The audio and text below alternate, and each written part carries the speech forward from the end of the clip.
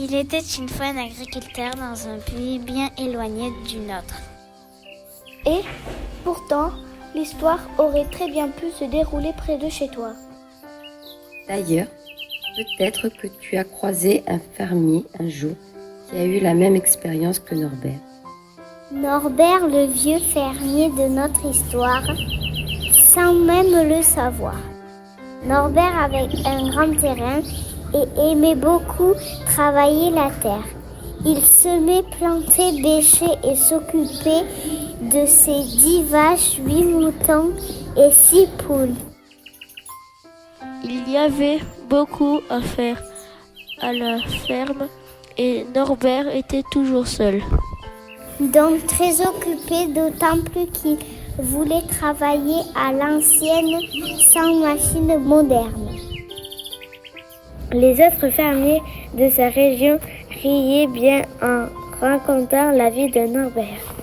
Lorsqu'ils se réunissaient, ils ne l'invitaient jamais car ils le trouvaient différent. Sa façon de s'habiller avec des gros sabots alors que les agriculteurs portaient de magnifiques bottes. Et sa façon de travailler.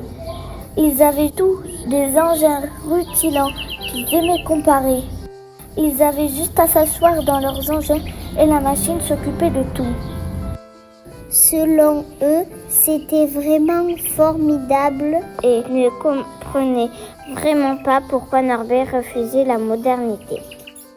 Le vieil homme parlait à ses animaux et même à ses plantes, ce qui faisait bien rire tous les hommes de la région.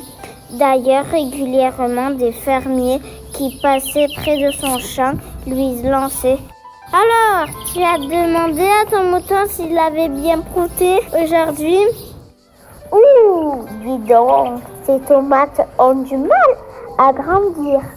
Tu ne les as pas assez dorlotées. » Norbert savait bien qu'il se moquait et parfois, cela lui faisait de la peine. Il répondait « Et toi, tu ne parles toujours pas à tes vaches ?» Lorsque les agriculteurs se réunissaient une fois par mois, ils riaient bien de ce fameux Norbert. Ils l'imitaient aussi en s'éclatant. Ils faisaient semblant de parler aux poules, aux fleurs, aux plantes. Il faut dire que Norbert parlait même aux petites graines qui poussaient. Il leur disait « Pousse bien, tu seras une jolie plante. » Et c'est vrai qu'il avait les plus belles plantes de la région. Bien sûr, il n'en avait pas autant que les autres agriculteurs. Des fois, il se promenait et voyait de grandes serres de tulipes, de roses, des champs immenses de blé, de colza, de pommes de terre. Peut-être que c'était une personne sensible, Norbert, mais il trouvait que toutes ces plantes avaient l'air emprisonnées, sans soutien, sans réconfort, alors que ces arbustes et ces fleurs à lui se tenaient bien droites, fiers d'être dans le champ de Norbert. En tout cas, c'est ce qu'il lui semblait.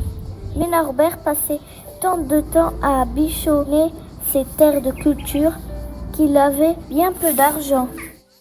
Il vendait juste assez de fleurs ou de tomates pour vivre.